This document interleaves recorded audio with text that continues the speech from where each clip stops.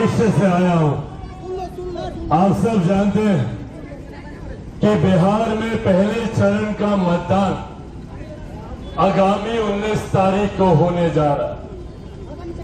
ये चुनाव निर्धारित करेंगे हम लोगों के आने वाले 5 साल का भविष्य। हम लोगों ने एक करके कई ऐसे इसके पूर्व में 5 साल भी हम लोगों ने देखे, बिहार सरकार के तौर पर हम लोगों ने देखे, अलग अलग गठबंधन आए तब भी हम लोगों ने देखे। पर हकीकत ये रही कि जिस तरीके से बिहार को आगे बढ़ना चाहिए था, बिहार और बिहारी आगे नहीं बढ़ पाए। आज जब ये लोकसभा का चुनाव है और एक ऐसा चुनाव जहां पर डबल इंजन की सरकार है, ये लंबे समय के बाद हम लोग को ये मौका मिला है जहां पर केंद्र की तर्ज में राज्य में भी सरकार है। हम लोगों को इन बातों को मद्देनजर रखने की जरूरत है, समझने की जरूरत है कि क्यों बाकी के राज्य तीव्र गति से आगे बढ़े। हाल फिलहाल में उत्तर प्रदेश में बनी डबल इंजन की सरकार को देखिए, कैसे वो डबल इंजन की सरकार उत्तर प्रदेश को विकास की तीव्र गति देने का कार्य कर रही है। ऐसे में जरूरी है हम लोगों को भी ऐसे नेताओं को चुनकर भारत की संसद में भेजने का जो आने वाले दिनों में इस डबल इंजन की सरकार को गति देने का काम करे। इस बात में किसी को कोई संदेह नहीं है कि 4 जून को जब परिणाम आएंगे तो उन परिणामों के बाद पुनः हमारे मौजूदा प्रधानमंत्री आदरणीय नरेंद्र मोदी जी तीसरी बार देश के प्रधानमंत्री बनेंगे, इसमें कहीं कोई संदेह नहीं। संदेह इस बात में भी नहीं है कि उसके बाद जो बिहार में विधानसभा के चुनाव होंगे पुनः बिहार में एनडीए की सरकार बनेगी, इस बात में भी कोई संदेह नहीं है। तो जब ये डबल इंजन की सरकार आने वाले 5 वर्षों में बिहार और केंद्र का नेतृत्व करेगी, ऐसे में हम लोगों के लिए जरूरी है मुख्य धारा के साथ जुड़े रहना। जरूरी है अपने क्षेत्र के विकास के लिए, जरूरी है अपने प्रदेश के विकास के लिए ऐसे नेता को चुनकर हम लोग भारत की संसद में भेजें जो इस डबल इंजन की सरकार का महत्व साथी हो, महत्वपूर्ण योगदान जिनका हो। साथियों, आज तीसरी बार हमारे प्रधानमंत्री जी का प्रधानमंत्री बनना भी देश की अर्थव्यवस्था के लिए जरूरी है।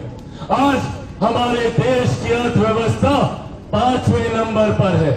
1 दशक पहले हम लोग जानते भी नहीं थे कि भैया कौन से पायदान पर देश की अर्थव्यवस्था है। आज हम लोग 5वें नंबर पर हैं। अगले 5 सालों में हम लोग तीसरे नंबर पर होंगे। देश की ये मजबूत होती अर्थव्यवस्था न सिर्फ देश को मजबूती देती है बल्कि हम लोग के राज्य का राजस्व भी बढ़ता है। जब राज्य का राजस्व बढ़ता है तो अपने क्षेत्र का आर्थिक विकास होता है, और जब क्षेत्र का आर्थिक विकास होता है तो हर गरीब व्यक्ति के हाथ में ज्यादा पैसा आता है। हर गरीब व्यक्ति के हाथ में प्रति व्यक्ति आय में वृद्धि होती है। इससे हम सब गरीबी रेखा से बाहर निकलने का काम करते हैं। ये सोच हमारे प्रधानमंत्री जी की, ये सोच हमारे गठबंधन के हर एक साथी की है कि किस तरीके से बिहार को एक विकसित राज्य बनाया जा सके, अधिकांश लोगों को गरीबी रेखा से बाहर निकाला जा सके। चिराग पासवान खुद गठबंधन के तमाम साथियों के साथ बिहार फर्स्ट और बिहारी फर्स्ट की बात करता है। बिहार फर्स्ट, बिहारी फर्स्ट बिहार को विकसित राज्य बनाने का रास्ता है। बिहार फर्स्ट, बिहारी फर्स्ट हर बिहारी को बिहारी होने पर घर देने की बात करता है, अभियान करने की बात करता है। आने वाले दिनों में कोई भी बिहारी युवा दूसरे राज्य न जाए शिक्षा के लिए, रोजगार के लिए, इसके प्रबंध करने की बात बिहार फर्स्ट और बिहारी फर्स्ट करता है। हमारे युवाओं को अपने ही राज्य में बेहतर शिक्षा मिले, अपने ही राज्य में बेहतर रोजगार मिले, अपने ही राज्य में बेहतर स्वास्थ्य सेवाएं मिले, इसकी बात बिहार फर्स्ट और बिहारी फर्स्ट करता है। साथियों, आज आप लोगों से ये आग्रह करने आया हूं, जैसा मेरे साथी ने अभी बताया, कई लोग हैं यहाँ पर जो भ्रमित करने का प्रयास कर रहे हैं। कई ऐसे लोग जिन्होंने सिर्फ जात पात धर्म मजहब की राजनीति करने का कार्य किया, जिन्होंने हम लोगों को जाति में बांटकर बिहार के युवाओं का भविष्य बर्बाद किया, महिलाओं के सम्मान को ठेस पहुंचाने का काम किया, बुजुर्गों के हक अधिकारों को छीनने का काम किया। ऐसे में जरूरी है हम लोगों को एकजुट होकर ऐसे लोगों को चिन्हित करना।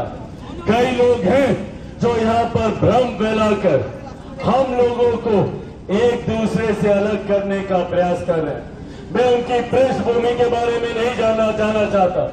मैं नहीं जानना चाहता कि भैया कब किस परिस्थिति में कैसे उनके परिवार के साथ दुर्घटना घटी थी, परिवार के सदस्य के साथ, उनके पिता के साथ किस तरीके से हत्या हुई, पर वो दौर क्या था, किस तरीके से उस वक्त बिहार के अधिकांश जिले नक्सल से प्रभावित होते थे, किस तरीके से बिहार के जिलों को विकास के लिए नहीं, यहाँ पर रोजगार शिक्षा के लिए नहीं, सिर्फ नक्सलवाद के लिए जाना जाता था।